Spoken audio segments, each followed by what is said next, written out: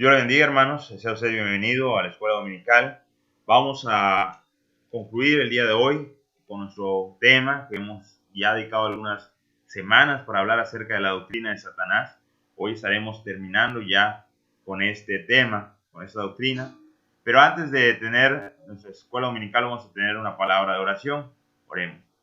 Padre nuestro que estás en los cielos, gracias, Padre, por tus grandes bendiciones, porque nos provees de este día. Padre, te pido que estés con nosotros en esta escuela dominical, que nos ayudes a comprender tu palabra, que nos lleves a entender aquellos eventos relacionados con nuestro tema, que tu Espíritu Santo aplique tu palabra a nuestras vidas, Padre. Te pido, Padre, que tú estés con cada uno de mis hermanos, ayudándoles en sus necesidades, Padre, y en sus dolencias. En nombre de Cristo Jesús. Amén. El día de hoy estaremos hablando acerca de los juicios y derrotas contra Satanás. Si ustedes notarán en el título, hablamos de juicios. ¿Por qué hablamos de juicios? Bueno, porque al menos a lo largo de las Escrituras podemos encontrar 3 juicios principales que se han desarrollado en contra de Satanás, y el día de hoy estaremos hablando de esto. Al final estaremos hablando de una derrota eterna, pero que también se da en diferentes fases. Para empezar, encontramos el primer juicio en las Escrituras en contra de Satanás, que se le puede titular juicios estratégicos. El juicio estratégico lo encontramos en el libro de Isaías, capítulo 14, verso 15, y podemos leer de la siguiente manera: Isaías, capítulo 14, verso 15. Mas tú derribado eres hasta el Seol, a los lados del abismo. Si nosotros contextualizamos este texto, podemos ir al verso 12 y dice: como caíste del cielo, oh lucero, hijo de la mañana, cortado fuiste por tierra, tú que debilitabas a las naciones. Satanás gozaba de muchos privilegios. Tenemos que recordar que Satanás es llamado lucero antes de su caída. Y podemos ir al libro de Ezequiel, capítulo 28, verso 14, para poder entender más al respecto. Eso ya hemos estudiado la caída de Satanás, pero traer a nuestra mente lo que ya hemos estudiado. Verso 14 dice de la siguiente manera: tú, querubín grande, protector, yo te puse en el santo monte de Dios, allí estuviste en medio de las piedras de fuego te paseabas. Y podemos ver que Satanás en ese momento gozaba de gran privilegio. Estaba en el santo monte de Dios y tenía él un rango, dice que es un querubín, y es un querubín protector, y estaba frente a Dios, cerca de la presencia de Dios, tan cerca que deseó estar en el trono de Dios, ocupar su lugar. Podemos ver en el verso 18, ahí mismo en 28 de Ezequiel, pero en el verso 18, con la multitud de tus maldades y con la iniquidad de tus contrataciones, profanaste tu santuario. Yo pues saqué fuego de en medio de ti, el cual te consumió, y te puse en ceniza sobre la tierra a los ojos de todos los que te miran.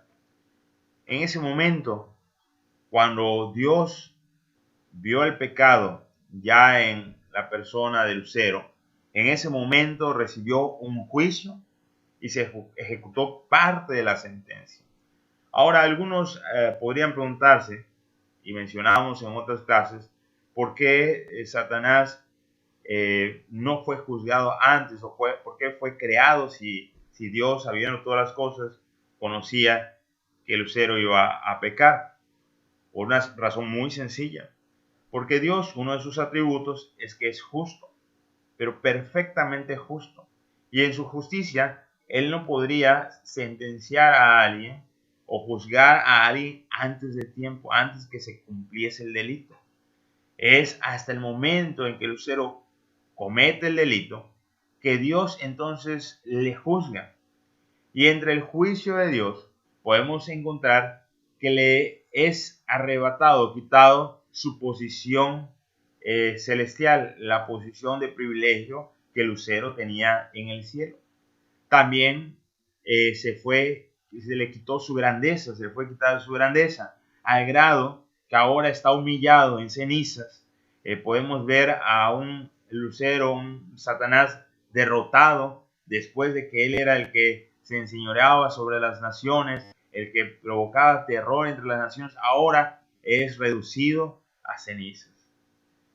Satanás ha perdido, o se le ha juzgado y se ha ejecutado una sentencia, también quitándolo de su morada en el cielo, quitando del santo monte de Dios y depositándolo o arrojándolo en la tierra. De esa forma, Satanás se le ha ejecutado la sentencia, se ha juzgado y ejecutado la sentencia sobre él, pero en el texto que leíamos, en Isaías 14:15, dice: mas tú derribado eres hasta el Seol. Y entonces la pregunta que surge de eso, si fue derribado hasta el Seol, ¿por qué Satanás sigue laborando el día de hoy en la tierra? Bueno, porque hasta aquí se ha cumplido parte de la sentencia. Esa última parte se ejecutará en un tiempo futuro. Vamos a ir viendo en el transcurso de la lección cómo se va desarrollando esta sentencia.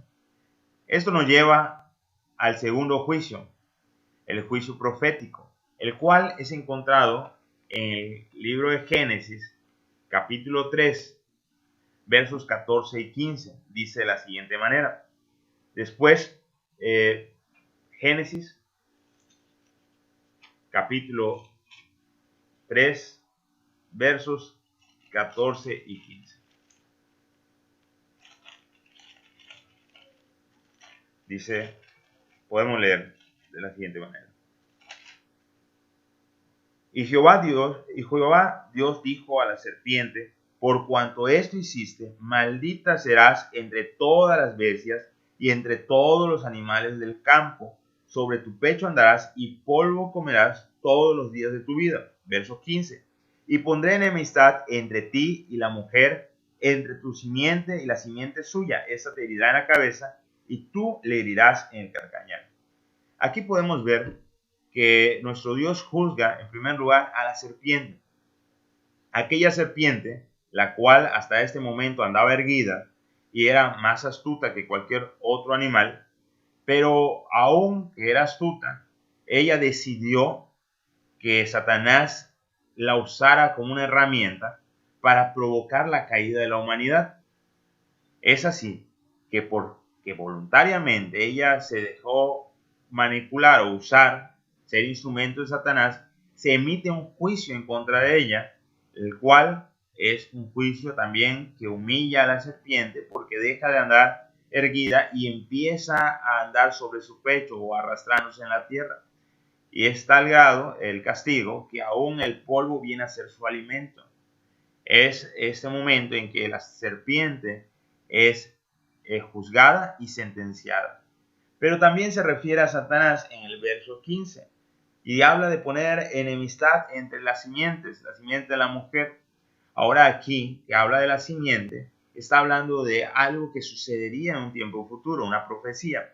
Una mujer que va a dar a luz, una mujer que se va a hallar encinta sin intervención de varón.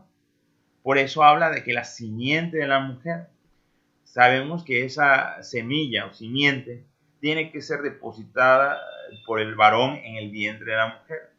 Pero aquí no va a haber participación de un varón, sino que ella se encontrará embarazada. ¿Cómo sucede? Esto sucede en el tiempo de María, cuando viene el Espíritu Santo y deposita en su vientre ese santo ser. A eso se le conoce como la doctrina del vaciamiento, kenosis, esa encarnación donde el verbo que es espíritu, viene y toma forma de hombre, se reviste de humanidad y entonces se hace uno como nosotros y habita entre nosotros, solamente que en él se veía aquel unigénito Hijo del Padre. Y ese Hijo viene a ser el libertador de toda la raza humana. Esa es la profecía. Ahora en la profecía se indica que la serpiente alcanzará a dañar a ese hijo. Esa herida es una herida de muerte. Sin embargo, el hijo o la simiente alcanza a dañar en la cabeza de la serpiente, también provocándole la derrota o la muerte, porque como bien sabemos, una serpiente, si es dañada su cabeza, ahí pierde la vida. ¿Dónde se va a ver ese cumplimiento? Estamos hablando que aquí en Isaías se ha sentenciado, se ha enjuiciado y sentenciado a Satanás. Parte de la sentencia se cumplió, pero luego vimos una profecía. En ese momento se juzga una segunda vez a Satanás y se proyecta esa victoria en un tiempo futuro. Y a esto le hemos llamado el juicio espiritual, el cual podemos encontrar en el Evangelio según San Juan, capítulo 12. Usted me acompaña al Evangelio según San Juan, capítulo 12, versos 31 al 33. Dice de la siguiente manera: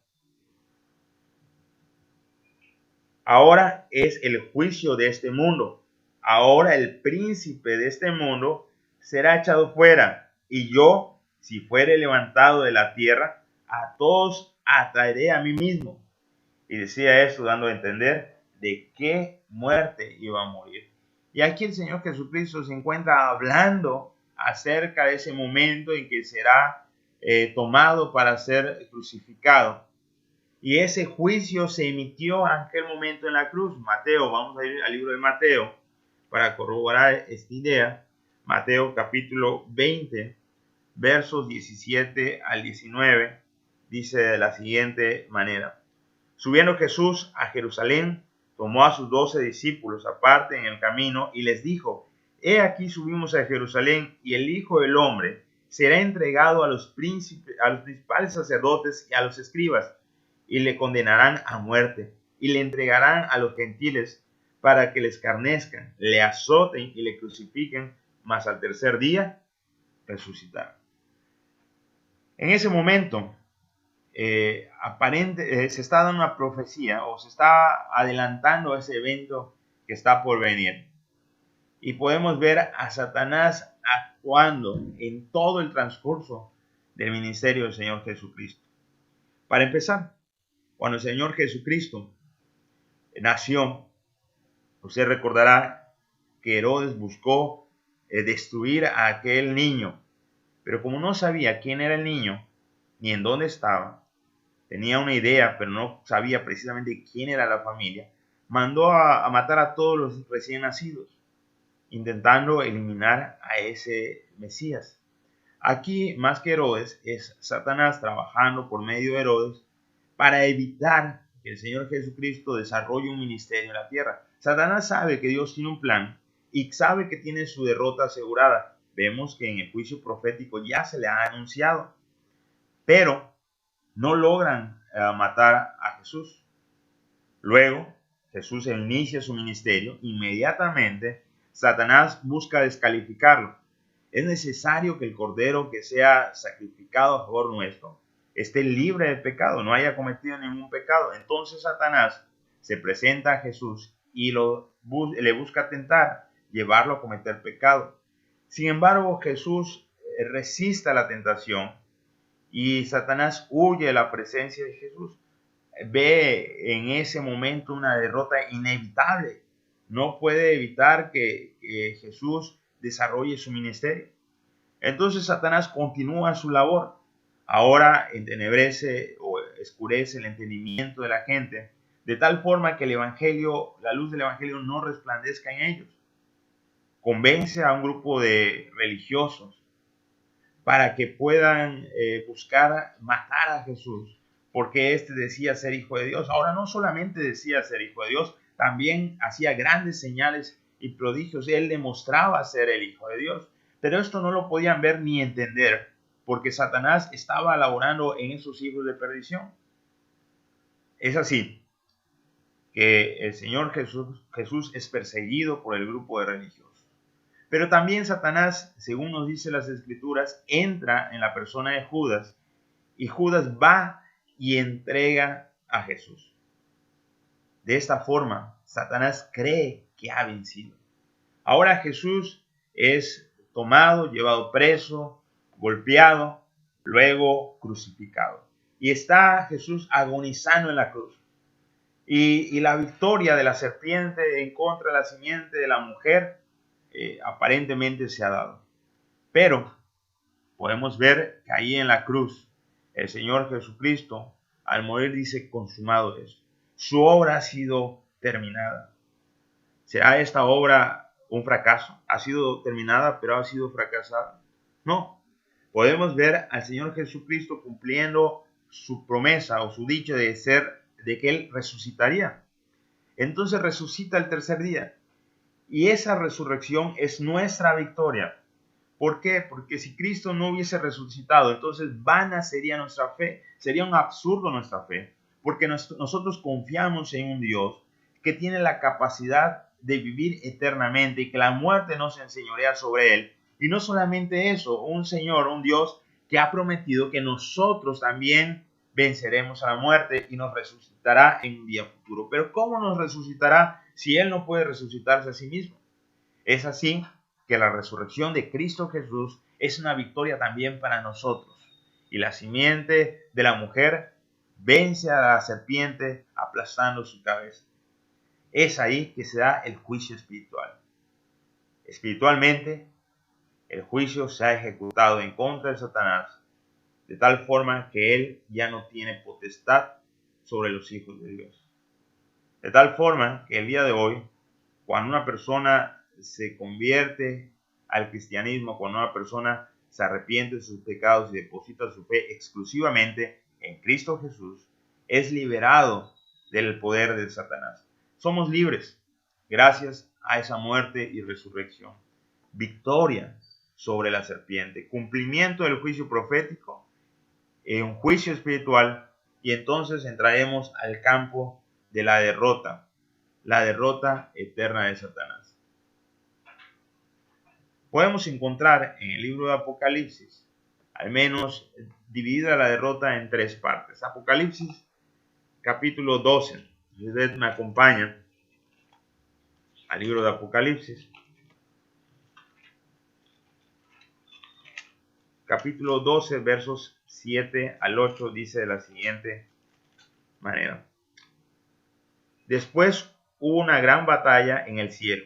Miguel y sus ángeles luchaban contra el dragón, y luchaban el dragón y sus ángeles, pero no prevalecieron, ni se halló ya lugar para ellos en el cielo. Y fue lanzado fuera el gran dragón, la serpiente antigua, que se llamaba Diablo y Satanás, el cual engañaba al mundo entero. Fue arrojado a la tierra, y sus ángeles fueron arrojados con él. Cuando Satanás es derrotado y arrojado a la tierra, inmediatamente se enoja y persigue al pueblo de Israel. Del pueblo de Israel son tomados 144,000, los cuales huyen porque Satanás busca derrotarlo, pero Dios está trabajando con ellos en este periodo y tienen una posición privilegiada en el reino de Dios, pero estarán en el tiempo de la tribulación. Ahora, la iglesia es muy privilegiada ante esto, porque la iglesia no estará en el tiempo de la gran tribulación. La iglesia ya estará en la presencia de Dios en este momento y no sufrirá los estragos de la gran persecución. Satanás está airado porque ha sido derrotado por Miguel. Entonces busca él la venganza, persiguiendo a aquel grupo de 144,000. Vemos una segunda derrota dentro de esta última batalla. En el mismo libro de Apocalipsis, capítulo 20, ahora en los versos 1 al 3, leemos de la siguiente manera. Vi a un ángel que descendía del cielo con las llaves del abismo y una gran cadena en la mano, y prendió al dragón, la serpiente antigua, que es el diablo y Satanás, y lo ató por 1000 años, y lo arrojó al abismo, y lo encerró y puso sus sellos sobre él, para que no engañase más a las naciones hasta que fuesen cumplidos 1000 años, y después de eso deberá ser desatado por un poco de tiempo. Aquí se presenta un ángel. Este ángel ha sido separado, designado desde la eternidad para hacer esta función. Antes de que todo esto ocurriese, Dios ya había pensado en esta persona, en este ángel, para atar a Satanás. Y será atado por un lapso determinado de 1000 años. Ahora yo quiero que reflexionemos en esto. Nosotros no tenemos la capacidad ni la autoridad, ni somos enviados a atar a Satanás. Algunos creen que tienen ese poder y andan profiriendo maldición en contra de Satanás, andan diciendo que pueden atar o desatar al diablo, pero eso no se nos ha dado a nosotros, a la iglesia. Esto se le ha dado esta autoridad a un ángel y el ángel lo ejecuta bajo el poder de Dios. Con un propósito específico, en un lapso de tiempo determinado, 1000 años, y el propósito es que ya no influencie sobre las naciones que van a pasar de la gran tribulación a la era milenial. En ese tiempo de 1000 años, la iglesia tiene seguridad de su salvación, está reinando juntamente con el Cristo. Pero aquellas naciones, dice Juan que vio una gran multitud entre todas las naciones de salvos.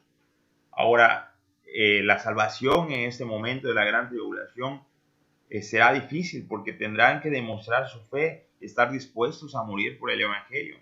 Y algunos pasarán de entre todas las naciones, forman una gran multitud y pasan a este tiempo del milenio.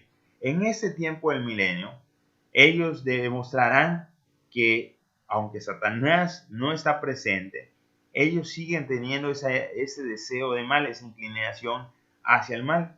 De tal forma que cuando se cumplan los 1000 años, Satanás será liberado. Y entonces irá inmediatamente a influenciar en estas naciones para levantarse en contra del Cristo. Podemos ir nosotros al libro de Apocalipsis, donde estamos en el capítulo 20, y leer los versos 8 al 10. Dice de la siguiente manera: y saldrá a engañar, desde el verso 7, cuando los 1000 años se cumplan, Satanás será suelto de su prisión y saldrá a engañar a las naciones que están en los 4 ángulos de la tierra, a Gog y a Magog, a fin de reunirlos para la batalla, el número de los cuales es como la arena del mar. Y subieron sobre la anchura de la tierra y rodearon el campamento de los santos y la ciudad amada, y de Dios descendió fuego del cielo y los consumió. Y el diablo que los engañaba fue lanzado en el lago de fuego y azufre, donde estaban la bestia y el falso profeta, y serán atormentados día y noche por los siglos de los siglos. Entonces, en aquel momento, Satanás tendrá su última batalla, hará su último esfuerzo por destruir a Dios. Y entonces algunas naciones, dejándose influenciar por Satanás, por el pecado que en ellos hay, se levantan en contra de Dios, su Cristo. Y entonces es en ese momento que las naciones son derrotadas. Dice las Escrituras que el fuego que surge de la presencia de Dios, que surge de Dios, consume a aquellas personas. Aquellas personas son destinadas en ese momento a la condenación eterna, juntamente con aquellos que ya estaban muertos antes de la tribulación y durante la tribulación, que no aceptaron al Cristo. Pero Satanás es tomado y lanzado al lago de fuego también.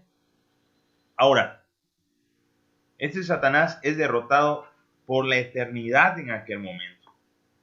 Mientras que esto sucede, Satanás sigue trabajando en este mundo porque este es su campo de acción. Es el príncipe de esta tierra y busca, como ya hemos visto, hacer que el cristiano fracase en su misión de ganar almas para Cristo, de liberar cautivos, y también trabaja con el inconverso para que el evangelio, la luz del evangelio, no resplandezca en ellos. Esta batalla se sigue librando. Ahora en esta batalla participamos todos los santos. Y en esta batalla no es una batalla física, como hemos visto, ni tampoco tenemos la autoridad de proferir maldiciones en contra de Satanás y sus ángeles. Nuestro trabajo, nuestra forma de pelear esta batalla es ganando almas para Cristo, llevando a las personas de las tinieblas hacia la luz, presentando el precioso evangelio de salvación y haciendo entender a la gente que están necesitados de Cristo. Ese es nuestro campo de batalla. Este trabajo es el que menos se hace, porque al hombre se le hace más fácil hablar maldiciones en contra de Satanás, al hombre se le hace más fácil decir atar a Satanás y cosas por el estilo, de esta forma incumpliendo la orden de Dios, contribuyendo al trabajo de Satanás y no haciendo la labor que nos pertenece. Así que nosotros podemos extraer de todo esto que hablamos el día de hoy que Satanás ya está derrotado. Nosotros tenemos la victoria no por nuestras fuerzas ni por nuestros méritos, sino que tenemos la victoria en Cristo Jesús por lo que Él hizo en la cruz. Nosotros andamos caminando en este mundo con seguridad porque sabemos que Él nos ha dado la victoria. Por otro lado, hemos aprendido que el juicio de Dios en contra de Satanás ya se ha hecho. Ese juicio se ha ejecutado en parte en el tiempo que leímos en Isaías 14:15, en el tiempo en que fue descubierta su maldad, se ejecutó un juicio y parte de la sentencia. Pero Satanás sigue laborando, influenciando al hombre desde el principio de la humanidad. Y por esto ha acarreado mayor condenación en la vida de Satanás, llevándolo cada vez a una degradación mayor que lo conduce al infierno. Ahora, no hay salvación ya para Satanás, ya está ejecutado el juicio. No hay vuelta de hojas. Solamente que se ha ido desarrollando este juicio a lo largo de la historia hasta el momento en que Cristo muere y resucita, porque ahí es derrotado ya en el plano espiritual. Y nosotros contribuimos a que cada día su misión sea un fracaso y la misión de nuestro Dios sea una victoria. Así que, hermanos, les animo a que ustedes trabajen para Dios y lleven ese evangelio precioso y así estemos cumpliendo con Dios y estemos ganando en el campo de batalla. Próximas lecciones ya serán diferentes. Estamos terminando ya la doctrina de Satanás. Espero que usted pueda haber hallado bendición en este estudio. Dios le bendiga.